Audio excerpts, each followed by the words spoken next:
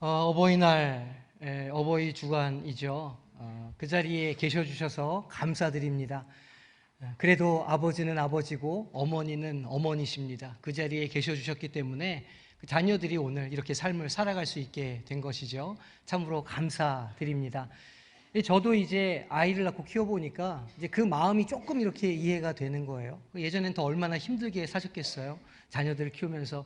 지금이야 1명, 2명이지만 그 시절에는 6명, 7명, 9명, 10명 이렇게 키우신 거 아닙니까? 참 귀한 시간을 보내셨다 이렇게 생각이 되고 부끄럽고 또 이렇게 감사를 다시 한번 드리게 됩니다.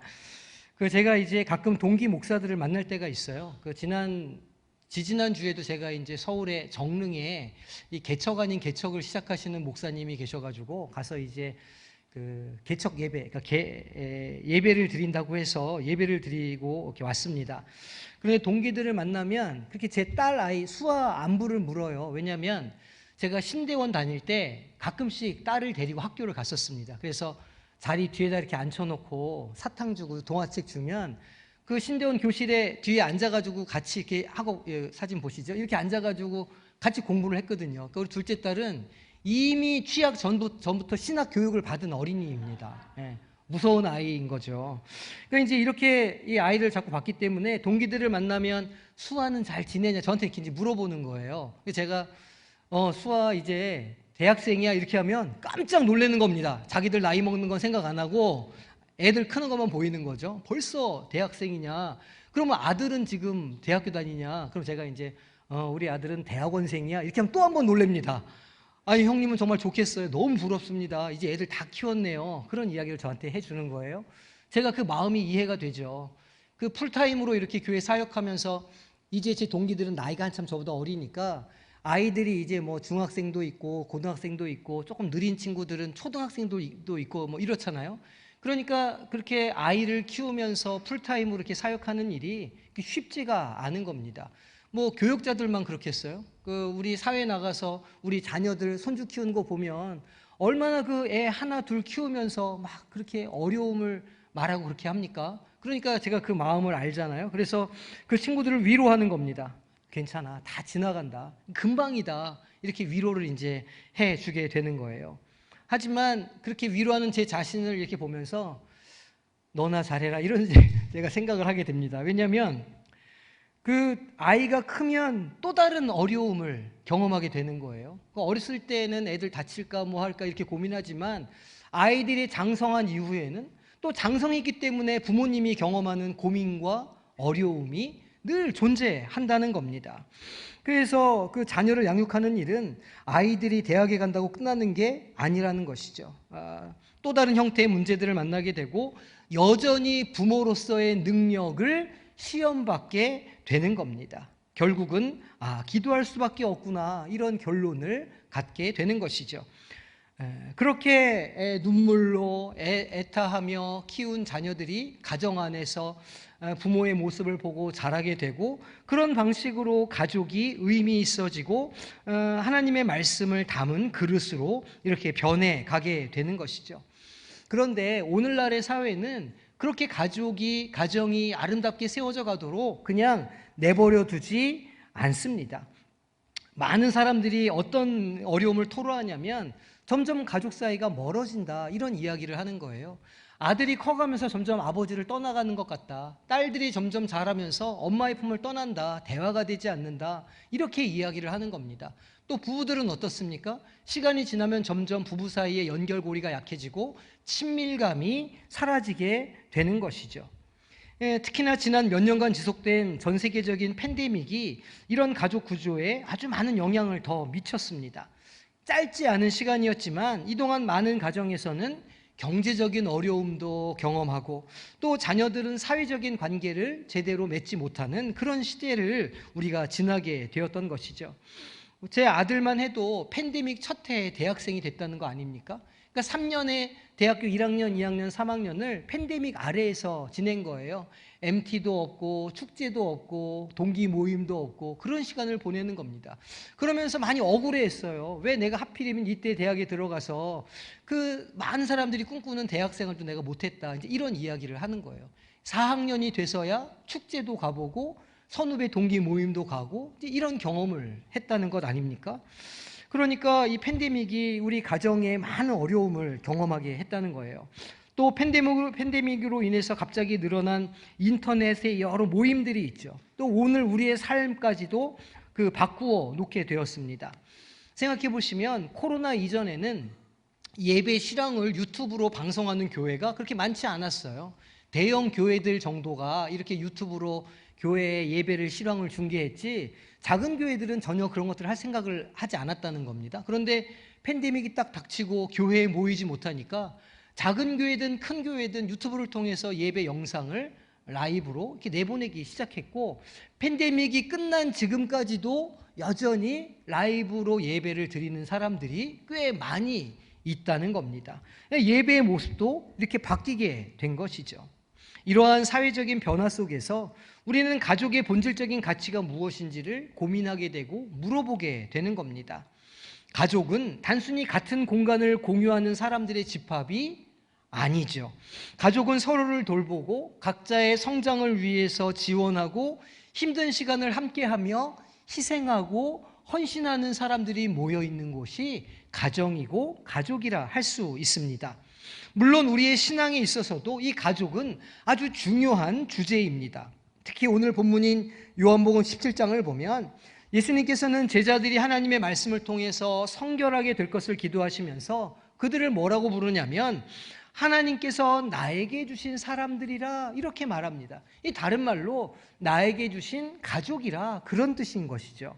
이것은 가족의 정의가 단순히 혈연을 넘어서 더 큰 목적과 비전 안에서 만들어진다는 것을 가르쳐주는 말씀입니다. 이를 위해서 오늘의 어려움을 함께 극복하는 믿음과 지혜가 동시에 필요한 것이죠. 이루 말할 수 없을 정도로 많은 어려움들이 가정 안에 있습니다. 외적인 문제도 있고 내적인 어려움들도 있죠. 그래서 우리 각자에게 고민을 던지는 겁니다. 우리 가족이 1년 후에 10년 후에 어떤 모습으로 이렇게 있을 것인가? 우리 가족의 신앙이, 나의 신앙이 우리 자녀들에게 제대로 전해지고 있는가? 우리 자녀들이 우리 가정 안에서 아버지와 어머니의 모습을 보면서 참된 신앙인으로, 참된 성인으로 자랄 수 있겠나? 이런 고민과 질문들을 하게 되는 겁니다. 이것은 우리가 직면한 현실에 대한 고민이기도 하고 또 가족이라고 하는 이 공동체를 유지하고 발전하기 위해서 고민하는 것이죠. 그래서 오늘 말씀을 통해서 아버지와 아들이, 어머니와 딸이, 그리고 할아버지가 손자와 함께 신앙 안에서 어떻게 공동체로 세워져 나갈 수 있는가에 대한 비전을 찾으시기를 주님의 이름으로 소망합니다. 말씀에 희망이 있어요. 말씀이 답입니다. 신약이든 구약이든 성경에서의 가정은 하나님의 구속 사역과 아주 밀접한 관계가 있습니다. 오늘 본문 말씀에서 예수님은 제자들을 위해 대제사장적인 기도, 마지막 유언과 같은 기도를 하시는데 이러한 점을 깊이 있게 다루시고 있는 것이죠. 예수님은 제자들이 하나님의 말씀을 통해서 거룩하게 되기를, 세상과 구별되기를 바라셨습니다. 그래서 그들이 세상에 있을 때에도 하나님의 아들을 영화롭게 하는 삶을 살고 또한 악에서 보호받을 수 있기를 기도하고 계시죠. 우리 오늘 본문 11절 말씀 함께 합독하겠습니다. 나는 세상에 더 있지 아니하오나 그들은 세상에 있사옵고 나는 아버지께로 가옵나니 거룩하신 아버지여 내게 주신 아버지의 이름으로 그들을 보전하사 우리와 같이 그들도 하나가 되게 하옵소서. 아멘. 이 말씀은 영적으로 가족이 어떠해야 함을 잘 보여주는 말씀입니다. 구성원들이, 함께하는 가족들이 서로의 영적 성장을 어떻게 도울 수 있는지에 대한 신앙적인 해답이 되기도 하죠. 예수님의 기도는 제자들이 하나님의 말씀으로 진정으로 변화되고 그것을 삶 속에서 실천하게 해달라는 그런 기도의 내용입니다. 제자들이 세상에서 구별되고 하나님의 사람들로 살아갈 때에 하나님께서 그들을 지켜주시고 보호해 주시겠다고 하시는 약속의 말씀을 하고 계시는 것이죠. 우리 14절 말씀도 함께 합독하겠습니다. 내가 아버지의 말씀을 그들에게 주었사오매 세상이 그들을 미워하여 싸우니 이는 내가 세상에 속하지 아니함 같이 그들도 세상에 속하지 아니함으로 인함이니이다. 아멘. 예수님께서는 제자들이 세상에서 미움을 당할 것이라, 세상에 사는 삶 한가운데에서 어려움을 당하고 고난을 당할 것이라 그렇게 말하고 계십니다. 왜냐하면 예수님도 세상에서 고난을 당하셨기 때문입니다. 그래서 그들이 직면하게 되는 세상의 유혹과 시련 한가운데에서도 나도 그런 것처럼 그들도 하나님의 말씀을 붙잡고 진리 위에 서게 해 주시라 하나님 앞에 기도하고 있는 것이죠. 이는 참으로 우리에게도 적용될 수 있는 원리라 할 수 있습니다. 우리 가족 구성원 각자가, 아버지가, 어머니가, 또 우리의 자녀들이 각자가 신앙 속에서 살아갈 때에 그 어려움을 만나게 될 것이고 고난을 당할 것인데, 그럴 때 하나님께서 그들의 삶을 보존하여 주시고 그들의 믿음을 지켜주시기를 우리도 기도해야 한다는 것입니다. 또한 예수님은 제자들이 하나님께서 그들에게 맡긴 사명을 이해하고 세상에서 하나님의 사랑을 실천하는 증인이 되기를 소망하셨습니다. 우리 18절, 19절 말씀 또 합독하겠습니다. 아버지께서 나를 세상에 보내신 것 같이 나도 그들을 세상에 보내었고 또 그들을 위하여 내가 나를 거룩하게 하오니 이는 그들도 진리로 거룩함을 얻게 하려 함이니이다. 아멘. 그렇죠. 하나님께서 예수님을 세상에 보내신 것처럼 예수님도 우리의 가족들을, 아버지를, 어머니를, 자녀를 세상 한가운데로 보내신다는 겁니다. 그저 어린아이처럼 품에 안고 끌어안고 다치지 않도록 이렇게 하는 것이 아니라 분명히 성장하면 세상으로 나아가야 한다는 거예요. 어려움이 있고 시련이 있고 고통이 있는 세상 속에 그들을 내보내서 그들이 당할 고난을 당할 수 있도록 하셔야 한다는 겁니다. 그곳에서 비로소 거룩하게 되어야, 그 고난이 있고 슬픔이 있는 자리에서 비로소 하나님의 말씀으로 살아내어야 하나님의 자녀가 되며 하나님의 뜻을 이루는 사명을 갖는 사람이 된다는 것이죠. 가족에게는 그래서 더 큰 이야기가 존재하는 겁니다. 나와 아버지의 이야기뿐만이 아니라 아버지와 할아버지의 이야기가 우리 가족에 있는 거예요. 그것을 넘어서서 우리 아버지와 어머니의 신앙의 이야기가 우리 가정 가운데 흘러가야 하는 겁니다. 간증을 다른 사람들 앞에서 하실 것이 아니라 우리 자녀들 앞에서 하셔야 하는 겁니다. 내가 어렵게 인생을 살아올 때 하나님이 나를 이렇게 구원하시고 이렇게 신앙의 길을 내어주셨어 라고 자녀들에게 그 이야기를 들려주셔야 하는 겁니다. 내가 힘들게 이 땅에서 살아낼 때 하나님께서 나를 통해서 일하셨고 나에게 주신 비전과 사명을 내가 이렇게 감당했더니 내 삶을 이렇게 축복해 주시고 너희들이 축복받을 수 있도록 해 주셨어 라고 간증을 하셔야 하는 거예요.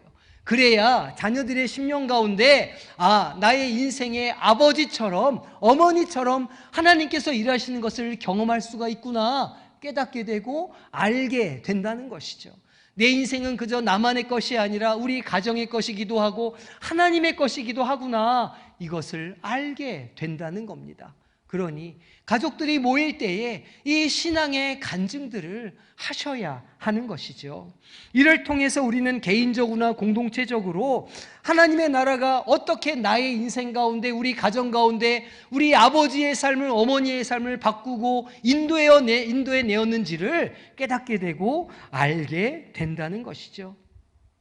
예수님께서는 제자들을 위해서 이런 기도를 하시고 권면을 전해주실 때에 그들이 처한 사회적이고 문화적인 맥락을, 그 어려움을 잘 이해하고 계셨습니다. 그 시대는 어떤 시대입니까? 로마 제국의 시대였어요. 그 지배 아래 다양한 정치적인, 종교적인 핍박이 존재했죠. 눈에 보이는 황제야말로 진정한 신이라고 하는 부정할 수 없는 사상이 가득했던 시대였습니다. 로마를 향해서 닦아놓은 길을 행군하는 제국의 병사들이 그 우상이 진짜임을, 그 우상이 실제적인 힘을 가졌다는 것을 보여주는 그런 시대를 살아가고 있었다는 것이죠. 예수님의 기도는 그의 제자들이, 주님의 영적인 가족들이 그러한 외부의 압력에, 그러한 외부의 핍박과 그런 위협에 굴복하지 않고, 그럼에도 불구하고 신앙을 지키며 하나님의 말씀을 따를 수 있도록 격려하고 그들의 신앙을 강화하는 데 중점을 두고 기도하셨던 겁니다. 이러한 맥락을 오늘날에 비추어 본다고 할지라도 우리는 그 시절과 비슷한 도전에 직면해 있다고 할 수 있습니다. 왜냐하면 만몬으로 대변하는 황금 만능주의가 우리 시대를 주장하고 있기 때문이에요. 이것만 있으면, 재물만 있으면 나는 행복할 수 있다고 말하고, 재물만 있으면 우리의 자녀들의 삶이 나아질 거라고 생각하고, 재물만 있으면 우리가 행복할 것이라고 생각하는 시대를 우리도 동일하게 살아가고 있다는 겁니다. 사단마귀는 우리의 마음속에서 하나님을 향한 마음을 없애고 그 재물을 향한 욕심과 욕망으로 가득 채워서 결국은 우리가 그것의 노예가 되고 그것에 따라 살아가는 사람들로 만들려고 하는 것이죠. 그래서 주님께서 기도하신 것처럼 우리도 우리 자신뿐만 아니라 자녀들도 세상의 이것에 휩쓸리지 아니하고 하나님의 말씀을 마음 중심에 새겨서 살아갈 수 있도록 하는 기도와 간구가 필요하게 되는 겁니다. 부모는 자녀들에게 성경적인 원리와 가치를 가르치는 첫 번째 교사입니다. 이를 통해서 자녀들은 성경의 말씀을 일상의 삶에서 적용하는 법을 배울 수 있고 그들의 신앙을 형성하는 기초를 쌓게 되는 것이죠. 그러기에 부모는, 그리고 자녀들은, 그리고 혹은 서로가 서로에게 이 물질 숭배 시대의 도전 속에서도 순전한 믿음을 지킬 수 있는 방법을 찾아가게 되는 겁니다. 함께 그 신앙을 지키며 자라가게 되는 것이죠. 오늘 본문의 예수님의 기도는 단순히 제자들만을 위한 것이 아닙니다. 오늘 우리를 위한 것이기도 하죠. 예수님은 그의 제자들이, 영적인 가족들이 세상에서 하나님의 말씀을 지키며 살아갈 수 있도록 구체적인 기도를 하십니다. 우리 17절 말씀 함께 합독하겠습니다. 그들을 진리로 거룩하게 하옵소서. 아버지의 말씀은 진리니이다. 아멘. 하나님의 말씀이 진리라는 겁니다. 어떤 면에서 진리입니까? 우리 삶이 어떻게 행복해질 수 있는지, 우리의 삶이 허무에서 벗어나서 어떻게 가치를 획득할 수 있는지, 아버지와 아들이, 어머니와 딸이 그 속에서 어떻게 하나가 될 수 있는지를 알려준다는 의미에서 진리의 말씀인 것이죠. 그러니 우리의 삶의 매뉴얼이 되고 가이드라인이 되며 우리 삶의 사용 설명서가 바로 이 성경이 되는 겁니다. 이를 통해서 우리는 올바른 길을 찾아갈 수 있고 영적으로 성장할 수 있는 방법을 알게 되죠. 그러기에 가족이 함께 모여 이 진리를 함께 나누고 실천하는 것은 우리의 가정이라고 하는 작은 공동체가 건강할 뿐만 아니라 세상을 향해서 나아갈 수 있는 기지가 될 수 있는, 자녀들의 심령 가운데 믿음을 심어주고 담대함을 심어주고 하나님의 무기인 말씀을 심어줘서 세상을 이길 수 있는 사람이 될 수 있도록 해주는 요람이 될 수 있다는 겁니다. 우리 9절 말씀 함께 합독하겠습니다. 내가 그들을 위하여 비옵나니 내가 비옵는 것은 세상을 위함이 아니요 내게 주신 자들을 위함이니이다. 그들은 아버지의 것이로소이다. 아멘. 우리의 자녀들은, 그리고 나도, 우리 어머니와 아버지도 아버지의 것인 줄로 믿으시기를 소망합니다. 아버지의 것이기에 아버지께서 우리를 지켜주시고 우리가 아버지께로 나아갈 때 우리의 모든 필요를 공급해 주신다고 하는 약속이 성경에 기록되어 있는 것이죠. 우리의 아버지 되시는 하나님, 그 하나님께서 우리를 창조하시고 우리를 인도하신다고 하는 이 믿음을 우리가 가질 뿐만 아니라 우리의 자녀들도 가질 수 있도록 늘 기도함으로 그들의 삶을 지켜주시는 우리 성도님들 되시기를 주님의 이름으로 축원합니다. 우리가 무엇을 해야 되겠습니까? 그리스도인 가정이 해야 될 중요한 일이 있습니다. 한 가지가 무엇이냐면 가정 안에 영적인 리더를, 영적인 제사장을 세워주시는 일입니다. 그 일은 아버지가 할 수도 있고 어머니가 할 수도 있고 할아버지가 혹은 할머니가 할 수도 있죠. 중요한 것은 그 가정의 영적인 리더를 세우는 일입니다. 가족 구성원들은 아버지를, 어머니를 영적인 리더로 보아주는 것, 성경에서는 그것을 내 부모를 공경하라라고 말하고 있는 거예요. 그 부모를 공경할 때, 부모를 영적인 리더로 세워주실 때 하나님께서 그 리더를 통해서 그 가정이 하나님의 가정이 될 수 있도록 인도하고 세워주신다는 거예요. 영적인 리더가 되는 아버지들은 어떻게 되겠습니까? 내가 영적인 리더로 서야 한다고 하는 영적인 부담감을 가져야 하는 것이죠. 그래서 아버지 학교를 하는 거예요. 영적인 리더로 세우기 위해서. 아버지들 갈망이 있으시면 이 아버지 학교를 꼭 들으시기를 바랍니다. 또 우리가 이 가정을 통해서 고민해 볼 때 우리가 생각해야 할 중요한 것은 가족이 신앙과 믿음이라는 이름으로 함께 어울리고 함께 고민할 수 있는 장이 되어야 한다는 거예요. 그저 가정이 세상 고민이나 세상의 어떤 비난이나 비판이 가득한 곳이 아니라 하나님의 말씀이 그 안에 있으며 그 말씀으로 아버지가 어떻게 그것을 붙들려고 애쓰고 노력하는지, 어머니가 그것을 붙잡고 얼마나 눈물을 흘리는지, 자녀들이 그 말씀을 자기의 인생에 비춰보아서 내 인생을 어떻게 살아야 하는가 고민하는 그 고민이 우리 가정 안에 있어야 한다는 겁니다. 그 고민이 있어야 비로소 그 가정 안에 하나님이 일하시는 역사를 보게 되고 그것을 공유하고 나눌 수 있게 되는 것이죠. 함께 성장할 수 있게 되는 겁니다. 그래서 올해 우리가 전교인 수련회를 떠나보는 겁니다. 함께 가서 하나의 말씀으로 뭉쳐보고 하나님의 말씀으로 함께 기도해보고 함께 어울리면서 이것이 가족의 모습이라는 것을 우리가 경험해 보기 위해서 그렇게 하는 거예요. 가능하면, 되도록이면 많은 분들이 함께 가셔서 이 경험을 해보셨으면 좋겠다고 저는 생각합니다. 우리가 우리의 신앙생활이 혼자 하는 것처럼 보여도 결코 혼자 그 신앙이 자랄 수 없습니다.